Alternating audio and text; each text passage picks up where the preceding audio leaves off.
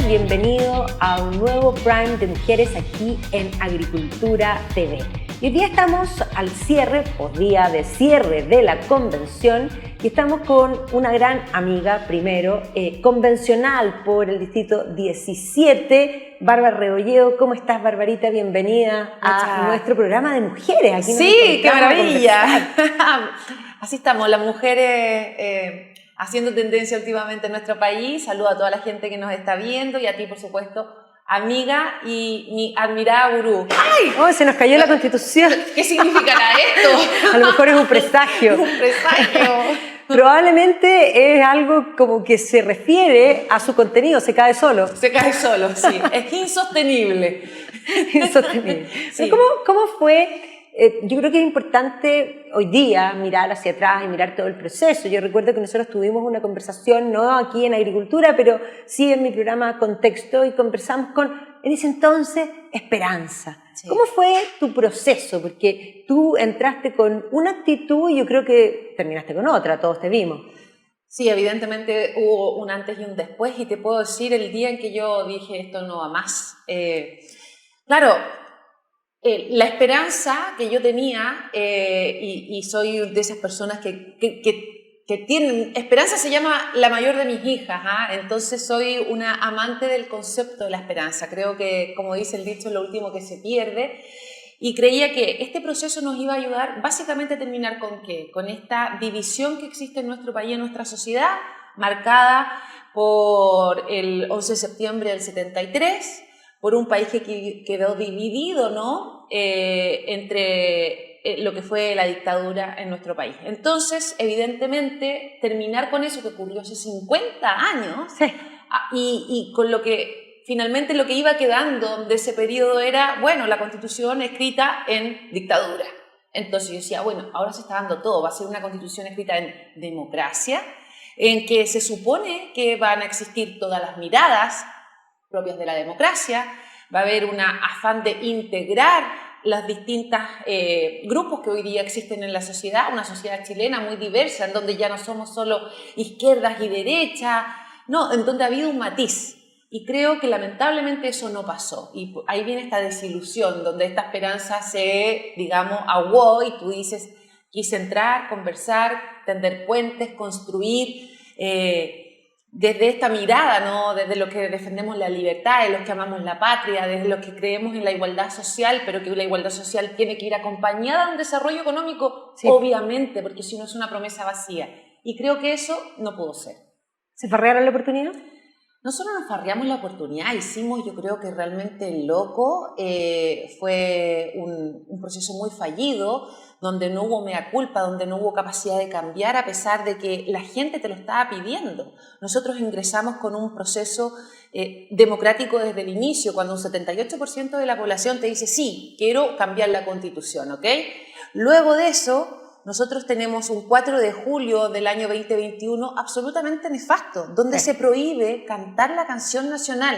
Unos niños se quedaron, mira, al borde de las lágrimas, porque se interrumpió algo que es tan propio de nuestra nación, que es gritar el himno nacional. Yo he tenido la oportunidad de estar en 2 mundiales de fútbol, afuera evidentemente, y creo que no olvidaré, mira, lo recuerdo y se me vuelven a parar los pelos, cuando la gente grita nuestro himno nacional. O sea, somos de los pocos países, somos noticia mundial, porque Chile terminan los minutos del canto del himno nacional y el chileno sigue cantando.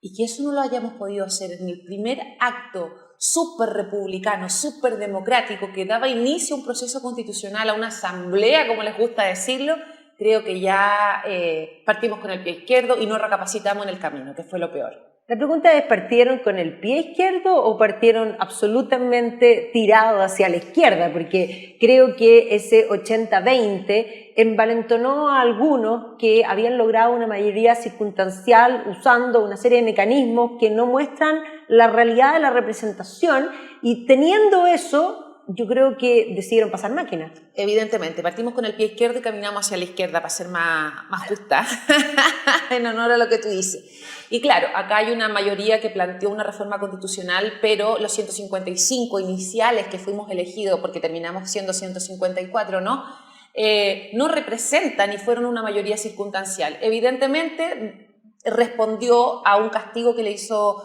el ciudadano a los partidos políticos, quiso votar por aquellos que eran independientes, pero sin saber quién estaba detrás de esa independencia. Lo bueno de los partidos políticos es que nosotros sabemos más o menos para dónde va la micro, para dónde piensa y qué es lo que defendería cada una de las personas que forman parte o van bajo la alero de un partido político, ¿cierto? Sí. O sea, yo sé lo que piensa más o menos un socialista, un DC, un UDI y así sucesivamente en el espectro del partido político, de la división política que tenemos hoy día. Cuando tú votas por un independiente sin partido, sujeto a un movimiento o a una agrupación de movimientos sociales, o sea, tienes que de verdad hacer una investigación muy exhaustiva como votante para saber quién está detrás de ese movimiento. Y esa desilusión finalmente fue la que se plasmó luego del 4 de julio de hace un año, del 2021, en que los que votaron por uno no sabían que no les gustaba cantar el himno nacional, no sabían que querían refundar Chile. Es decir, detrás de un principio, a lo mejor, viva la ecología, defendamos, ¿cierto?, la naturaleza, habían otras cosas que el votante desconocía de su candidato. Y eso fue pasando la cuenta a lo largo del proceso en que estos grupos, además, muy identitarios, se atrincheraron, se movieron hacia la izquierda. El que dirigió el pandero acá o la orquesta fue el Partido Comunista, no el Frente Amplio como uno habría pensado, ya que además fueron gobierno, pero son coalición. Muchas veces el Partido Comunista votaba distinto al Frente Amplio, entonces tú veías también que había una lucha de poder al interior. Y donde finalmente el Partido Socialista pasó a ser la bisagra, para donde se movía el Partido Socialista se inclinaban los 2/3 y los pueblos originarios estuvieron siempre bajo la dirección del Partido Comunista. Bueno, y podríamos decir que los 17 escaños reservados son realmente representativos de lo que es el mundo indígena o son más bien activistas de extrema izquierda puestos en la supuesta representación de aquellos pueblos indígenas. Mira, yo no quiero decir que son activistas de la extrema izquierda, yo creo que sí fueron, abrazados por esta izquierda muy radical y porque los necesitaban para ir logrando los 2/3. Entonces, en esa medida les dijeron, ok, nosotros aprobamos muchas normas indigenistas, pero tú apruébanos todas las que tienen que ver con reforma de Estado, apruébanos todas las que tienen que ver con derechos sociales, apruébanos todo lo que tiene que ver con la reforma al sistema de justicia.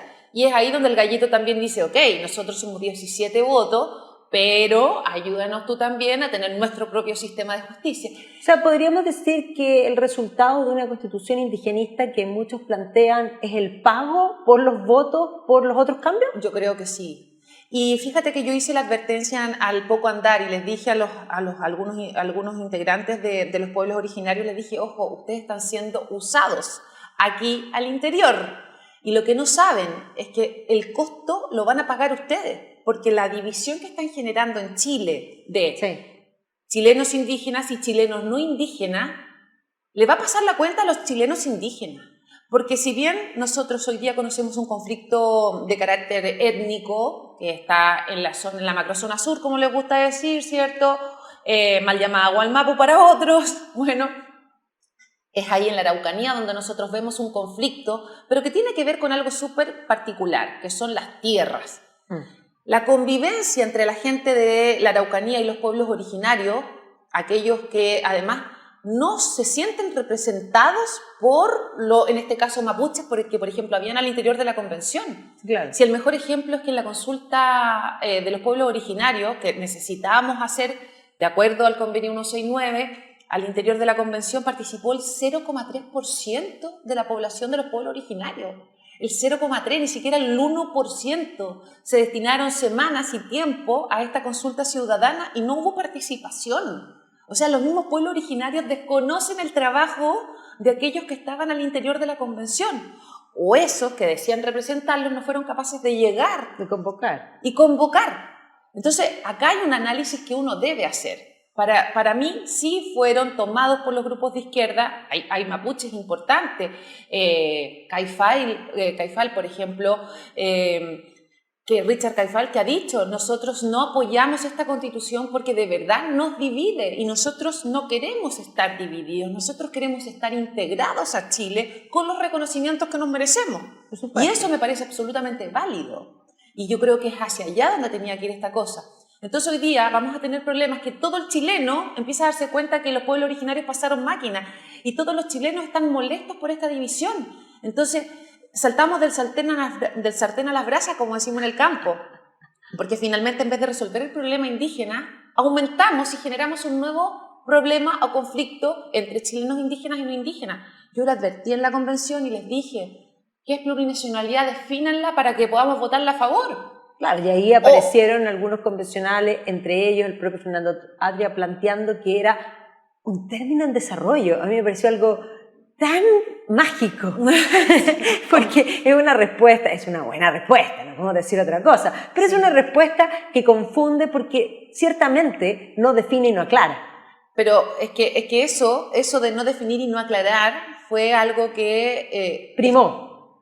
Todo el rato, Magdalena, todo el rato. O sea, yo estaba en la comisión donde había que resolver el tema de las tierras, ¿no? De los territorios, en derechos fundamentales. Nosotros hablamos de propiedad. Esto nace a partir de la discusión de propiedad, ¿no? Entonces, quedó en que la propiedad indígena goza de especial protección, pero la de los chilenos no indígenas no goza de especial protección. O sea, la frase especial protección, ¿qué significa? Vamos a agua. Ellos no van a tener problemas con las aguas. Sí. Los demás van a perder in actum. Una vez que se apruebe este texto constitucional, van a perder sus derechos de agua. Solamente va a haber un plazo para tratar de inscribir lo que ya tienes para ver en el fondo cómo va a ser esta nueva regulación a partir de, ya se acaba la dirección de aguas y comienza a regir una nueva organización que va a dar los permisos. A dar los permisos, va a depender del gobierno de turno, del muñequeo político del momento. Entonces, ahí hay una cosa bien importante, porque tú planteas va a depender del gobierno de turno y del muñequeo político. Y esto respecto a las aguas, no es solo respecto a las aguas, es respecto a muchas cosas, porque ayer estábamos conversando en un programa respecto al derecho de propiedad, que el mismo presidente dijo, vamos a cambiar el sueño de la casa propia por un derecho a la vivienda digna. Que no es lo cambio mismo. De paradigma, dijo. Es un cambio de paradigma que implica que ya no se le va a entregar en propiedad las viviendas sociales a las personas para que las puedan heredar, porque ahí hay un punto también que tiene que ver con no solo la propiedad tiene que tener el uso, el goce y la disposición. Si no tiene la disposición, el goce implica solo la tenencia, que es el gran punto, porque muchos plantean esto es jurídico. No, esto es real, o sea, no va a haber propiedad. Entonces, va a haber arrendatarios. ¿A quién? Como dato, finalmente. Como dato, pero al Estado. Y ahí viene. El Estado, si tú le caes bien, te otorga los derechos de agua. El Estado, si tú le caes bien, te entrega la casa. Pero si el Estado tú le caes mal, ¿no te entrega nada? Exactamente. Mira, esto es un clientelismo, básicamente, y a mí me da susto lo que pueda significar con las coimas el día de mañana no te quiero hablar del gobernante a nivel más comunal, más regional, ¿no? O sea, él tiene que definir las cuencas, los canales de regadío, además hoy día están en manos de privados, no se ha aclarado cuando existen canales de regadío, ¿qué va a pasar con la propiedad de esos canales? ¿Eso va a ser expropiado por parte del Estado? Eso implica que tiene que ser pagado, ¿ya? Que significaría que tendría que estar pagado al justo precio. Al justo precio, que claro. Lo va a determinar el Estado, me imagino, o el político de turno, o el juez de turno, ¿ya?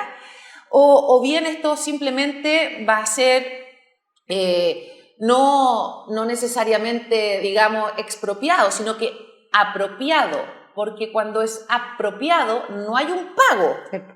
La expropiación, por eso yo te dice, nosotros no vamos a expropiar los fondos, no, porque tendrían que pagarlo para expropiarte los fondos de pensiones. Pero apropiarse los fondos de pensiones es otra cosa. Claro. Entonces, esa semántica es súper delicada. Y cuando te dicen lea el borrador, claro, es poesía pura esto, lleno de conceptos adjetivos, el festival del adjetivo, ¿ah?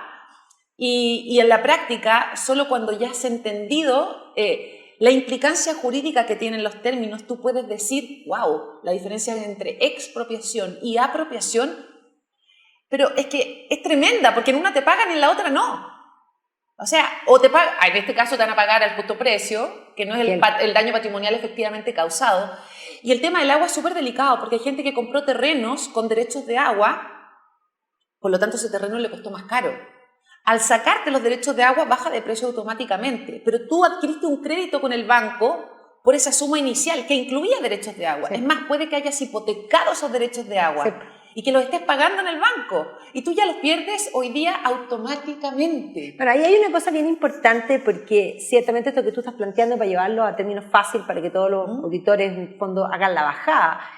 Hay muchos pequeños agricultores que para poder conseguir un crédito hipotecaron precisamente el valor del derecho de agua. Entonces, pensemos que aquí en los grandes y los pequeños, los grandes tenían también los derechos de agua, pero claro, se los quitaron como prenda porque ya no son de ellos, pero pueden poner otra cosa. Sí. Pero, ¿qué pasa con el pequeño? El pequeño probablemente no tiene ninguna otra cosa. Por lo tanto, vamos a dejar sin crédito a un montón de agricultores que además, agreguemos el otro componente más importante, si tú ya no tienes el derecho de agua y puede que el funcionario público te los dé o no te los dé. O no te los dé. Si no te los da, bueno, no puedes plantar, porque ¿cómo vas a plantar si no sabes si vas a poder regar? Por lo tanto, hay que pensar que podría venir incluso una crisis agroalimentaria. O sea, yo no es que crea que va a venir, yo estoy segura que viene una crisis alimentaria tremenda y que no fue dimensionada al interior de la convención, porque acá nunca primó la economía para tomar decisiones, un estudio técnico para tomar decisiones. Magdalena, en la Comisión de Derechos Fundamentales, las decisiones de salud, de educación, de agua, las tomamos en 13 minutos promedio por cada uno. Discutimos, y digo discutimos comillas, porque acá no había un te digo, tú me respondes y te vuelvo a decir y te doy un argumento y tú te haces cargo del argumento o llamo a un experto. Nosotros tomamos la decisión de lo que iba a suceder en aguas, lo que competía a derechos fundamentales, porque también se trataba en la Comisión de Derechos de la Naturaleza y Economía, pero en esta comisión en particular sin recibir a ni un experto. ¿Tú crees que fue algún canalista? Alguien que explicara que ellos construyeron canales y que por lo tanto hoy día tienen el control o son dueños, alguna en las regiones donde hay embalses y esos embalses deben liberar agua para generar electricidad, para llenar los canales, algún agricultor pequeño que tenga 5 hectáreas y que tiene hipotecados sus derechos de agua, como dices tú, y que hoy día los pierde, y al bajar el precio, pues se endeudó por 20, te invento, por 20 millones con el banco. Al bajarle no tener derechos de agua, ese terreno vale 10, automáticamente valen esas 5 hectáreas 10 porque te sirven solo para poner una casa, pero para no plantar nada. Entonces, nadie se hizo cargo de eso. No, aquí lo importante era que los derechos de agua, que yo comparto, son un derecho humano, evidentemente, que hay que priorizar el consumo humano, por supuesto, también lo comparto, pero esto se debe hacer paulatinamente, con un trabajo. Se cayó la transitoria que regulaba el salto de la actual regulación de aguas al nuevo. Entonces, es inmediato. Es inmediato, el 5 de septiembre. Mi papá es agricultor, tú sabes, yo soy del campo. Gorda, planto tomate, ¿para qué? Si no sabes si los vas a regar. ¿Para qué? O sea, y yo te estoy diciendo, y yo vivo en un lugar donde no hay APB, ahora se están trabajando para hacerlo APB, en mi casa existe noria, como en gran parte de los lugares del campo. Entonces tú dependes del agua, de las napas y de tantas otras cosas. Si te corta la electricidad no puedes bombear el agua. O sea, yo lo que te estoy contando es algo que no solo veo que le pase a lo grande, lo vive la gente en las parcelas que viven en el sur, en el campo. Entonces es realmente demencial acá la falta de estudio técnico, la falta de mirar económicamente lo que significaba. La región de la Araucanía hoy día por los conflictos de seguridad, de violencia, etcétera, hay un 20% menos de agricultores que sembraron granos. Suma la crisis en Ucrania, sí, que era el granero del mundo. Un segundo granero del mundo, Argentina. ¿Cómo está Argentina? 50% de la ciudadanía viviendo bajo la línea de la pobreza. Bajo la línea de la pobreza. Y un presidente diciendo que todo se debe a la sobreproducción, entre comillas. No, claro, y que en el fondo porque exportan todo. Claro. No, sí, que aquí no, impresionante. Entonces, tú dices, ¿qué va a pasar realmente con el problema del abastecimiento? Va a haber menos producción de grano, lo que significa el alza en la harina, alza en el aceite, la maravilla es el aceite, el trigo, el arroz ocupa cualquier cantidad de agua para ser sembrada. Porque y este es un país que consume mucho arroz. Mucho arroz. Bueno, y la harina genera los tallarines, entonces sí, tenemos que pensar en las pastas, ¿no? Entonces, el alza de precio, ¿a quién le va a pegar, Magdalena? A los mismos de siempre, a la clase media baja, porque a ellos tú les subes 1.000 pesos el aceite y es un tema a fin de mes. Por supuesto. Le subes 1.000 pesos el aceite, 1.000 pesos los tallarines, 500 pesos el pan y tú les descuadras su canasta básica. Al privilegiado, como les gustaba decir y que está temeroso de perder sus privilegios, tú le subes 1.000 pesos el aceite y no se le mueve la aguja. Le da, comillas, con el dolor de mi alma te tengo que decir que prácticamente lo mismo. Sí, le va a subir su cuenta 50.000 pesos a fin de mes en el supermercado, pero no le gravita. Si a una persona que tiene un sueldo mínimo, yo le subo 50.000 pesos la cuenta del supermercado, de almacén, de feria, yo lo dejo con 50.000 pesos menos en el invierno para calefaccionarse. Sí, claro. Entonces, las decisiones mal tomadas acá, al que le van a pegar es ¿a quién? A la persona de más escasos recursos, a la clase media baja. No, sin lugar a dudas. Hay una cosa que tú recién dijiste que me parece que es importante ahondar.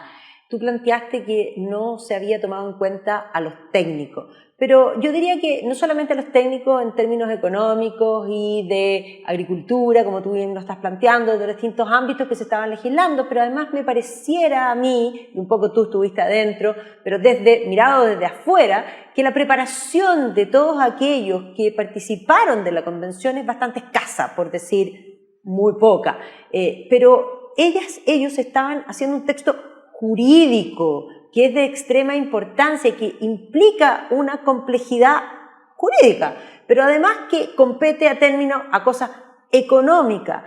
¿Tú crees que precisamente esa falta de preparación, entendamos que hay varios de ellos que ni siquiera terminaron la enseñanza básica, pero están haciendo la Constitución de Chile, ¿tú crees que esto es algo sensato? Mira, es compleja la pregunta que me haces. ¿Por qué? Porque en un principio tú podías pensar que acá había mucha falta de conocimiento, pero a la falta de conocimiento había exceso de ideología. Sí, claro. Y aquí primó el exceso de ideología. Cuando hay falta de conocimiento es muy fácil que te moldeen la cabeza además y que te digan, no, esto está mal porque es un modelo implantado por la dictadura, porque es el neoliberalismo. Entonces yo le dije, ok, termina el neoliberalismo, ¿a dónde te firmo? Le decía, ¿a dónde lo firmo? ¿Y qué ponemos? No, bueno, ¿te molesta el capitalismo? Ya, terminemos con el capitalismo. ¿Dónde firmo? Le decía yo. ¿Qué ponemos? ¿Cómo lo hacemos? ¿Cuál sería el sistema? Si no es capitalista, ¿cuál sería? ¿Un sistema comunista? Porque aquí esto lo dirige el Partido Comunismo. Porque si tú me das un ejemplo de donde haya funcionado, Sí. no solo el modelo social, impuesto que viene de Marx, no, sí, sino que el modelo económico, porque son dos cosas que van a la par, ¿no? Una cosa es cómo entendemos esta sociedad y cómo lo entendemos desde el punto de vista económico. Si bien se juntan. ¿Qué ponemos? ¿Qué hacemos? Dame un ejemplo donde haya funcionado el comunismo. No, bueno, habría que hacer una especie de capitalismo a la chilena. Ya, si tú quieres que yo escriba en un texto que tiene que ayudarnos a navegar por 40 años mínimo, un capitalismo a la chilena que no está definido, que no sabemos en qué consiste, cómo funciona, que es un experimento. Acá, en un minuto yo dije, hagamos cambios, pero no experimentos, y esto es un nivel de experimentación. Porque había que eliminar un sistema neoliberal, ¿cierto? Que lo mismo dice el presidente Boric. ¿A cambio de qué? ¿Poniendo qué? ¿Cómo funcionaría? ¿Cuál es tu propuesta? No, que somos un Estado social ahora. Un Estado social de derecho social. Perfecto, te lo firmo, le decía yo. Pero ¿cómo se subvenciona este tipo de Estado? ¿Cómo se paga? O sea, tú dirías que aquí, aparte de primar, o sea, porque primó la ideología, ¿le faltó realidad? Le faltó una cantidad de realidad. Sí. Es que cuando yo, a esas personas que, te juro, esta conversación fue real. Ok, ¿dónde te firmó la eliminación del capitalismo? Pero ¿qué ponemos a cambio? No tenían respuesta. Entonces yo decía, ¿cuál es el afán de sacar algo, de destruirlo, de eliminarlo, cuando el capitalismo opera en el 99% de los países del mundo? Hasta la China comunista es tremendamente capitalista en algunos aspectos. Pues. ¿Ah? Sí, claro. Entonces, ¿cómo tú puedes entender una sociedad? Somos un país subdesarrollado y eso les costó mucho entender a la mayoría, porque siempre trataban de implantar esto de que somos un país rico porque tenemos mucho cobre. Entonces yo le decía, una cosa es extraer el cobre y otra cosa es explorar donde hay cobre. Y nosotros en nuestro país no tenemos la capacidad económica para explorar. ¿Qué significa explorar? Que yo veo un pedazo de tierra en el norte del país y digo, aquí debería haber cobre, hay unos sensores que dicen que puede haber cobre, vamos haciendo hoyito y vamos haciendo pagando. hoyito. Pero para hacer ese hoyito hay que traer unas grúas gigantes con unas especies de taladros que muelen la roca, luego hay que ver la pureza. ¿Cuánto vale? ¿Cuánto cuesta? Eso cuesta, o sea, para los expertos, no sé si el 50% del precio total que termina teniendo el cobre. ¿Te fijas? Y nosotros, como no podemos, como Estado, decir pica acá, pica allá, le decimos a un extranjero o a una multinacional ponte tú o a la una plata, minera, y después me pon tú pagáis la los plata impuestos. y después me pagáis los impuestos, nos vamos aquí, nos hacemos la repartija. Pero yo no tengo como Estado plata para salir a perder, porque muchas veces se explora y se busca en un lugar donde no hay cobre, donde no termina habiendo una buena pureza y por lo tanto es viable de ser extraído. Eso tampoco lo entendían. Entonces aquí nos jugó el tiempo en contra, el exceso de ideología y tal vez la falta de conocimiento puede haber servido para que estas cabecitas, algunas fueran muy refundadas también. ¿Ah? Quiero decir que todos tenían asesores, que todos trabajaron mucho. Yo no soy nadie para decir que aquí la falta de preparación finalmente primó en el texto malo. Yo creo que aquí lo que Primo fue la abundó ideología. fue un exceso de ideología y tal vez de falta de conocimiento del daño que las ideologías radicales le han hecho a la sociedad en el mundo. Sí. En el mundo. Y yo no puedo entender que todavía hay gente que defienda a Marx. Y otra cosa que sí hubo al interior de la Convención, Magdalena, y que tal vez era lo que a mí más me dolió, y que tiene que ver con esto que tú decías de esta Bárbara, que al principio era de una manera y terminó siendo de otra, que me hago cargo que es cierto, pasa por esta defensa de Marx y de la lucha de clase. Allá adentro era, te divido por una lucha de clase. Había gente de un sector más de derecha que decía, oye, soy hija de agricultor, soy hija de un pescador. ¿Eso me hace privilegiada, millonaria, pro empresariado? No, yo lo que defiendo es la libertad. No, lo que yo defiendo acá es que tengo una patria maravillosa y que yo debo seguir cuidando y que debo impedir que ingresen acá estos movimientos izquierdistas que vemos, que se están apoderando de toda la región. Lo estamos viendo hoy día ya entrando en Colombia, lo tenemos en Venezuela, lo tenemos en Perú, lo tenemos en Bolivia. Entonces, ¿ustedes quieren que seamos esos países? Si es que lo que estamos haciendo es copiando la Constitución de Bolivia, la de Venezuela y la de Colombia. Y eso es tremendo. Eso es tremendo. Pregunta, ahora en este minuto ya tenemos el borrador entregado, empastado, no en tantas cantidades, parece que entregaron unos pocos, ¿no es cierto? Pero ya está circulando por todas partes. ¿Ahora qué se viene? Porque ciertamente lo que yo más escucho es que unos quieren aprobar para reformar, cosa que es difícil y parece imposible. No, hablemos como amiga ahora, ¿no te parece impresionantemente ridículo? No, por eso, a mí lo que me parece es que unos quieren aprobar para reformar y los otros quieren rechazar para reformar. Lo claro está que el consenso considera que este texto es pésimo. No, pero es que alguien que quiera aprobar partiendo de la base que es malo, pero solo porque hay que aprobar. En vez de decir, hagámoslo de nuevo, no resultó, qué mal, hagámonos cargo, pero apruébalo solo para que sentir que ganó el apruebo y después lo cambiamos.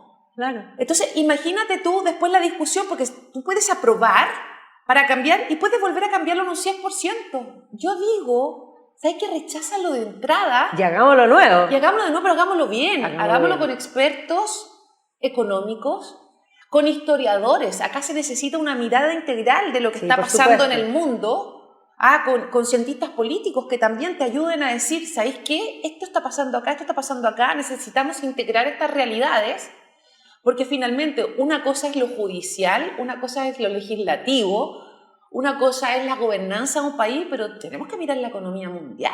Por supuesto. Y por lo menos para hacer el tránsito entre la del 80 y diciendo que pero tenemos que estar mirando los números en el mundo. Porque pretender porque somos un Estado social de derecho, el día de mañana yo tengo garantizado. Sí. O sea, imagínate que acá tenemos garantizado una cantidad de derechos que yo voy a salir a alegarlo el día de mañana. Estoy reventada, muerta, cansancio, no tengo vacaciones hace 3 años entre un estudio y otro y más encima de las campañas de la convención.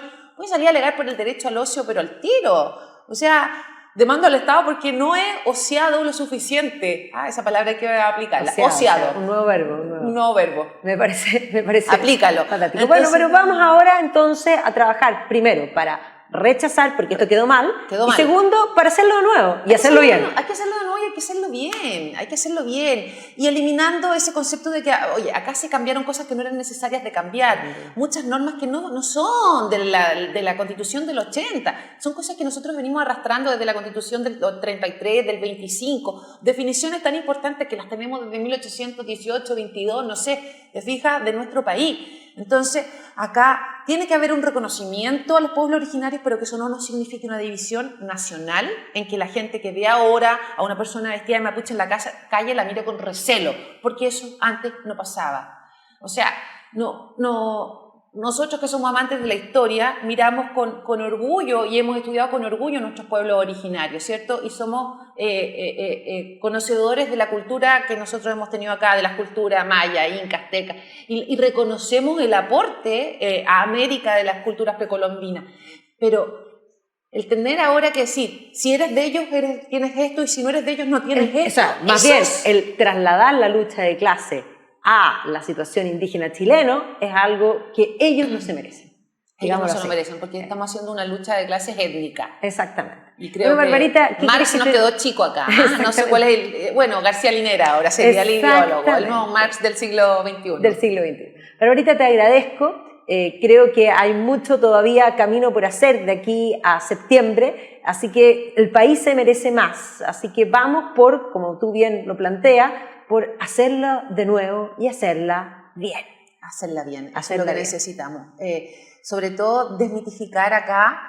En la práctica sí tenemos que reconocer que lo que dice el mandato constitucional o la reforma que se hizo, ¿cierto? Luego del acuerdo por la paz del 15 de noviembre, era que si no se aprobaba esta, seguía la actual. Lo bonito es que hay un consenso para que no siga la actual y que reformemos aquello que sea digno, necesario y justo de ser cambiado. Sí, ¿no? exactamente. Entonces, creo que hay consenso en eso. Hoy día se comienza a votar en la comisión, en el Congreso también ya, la reforma de los 2 tercios a los 4/7. Creo que vamos para allá. Vamos para allá.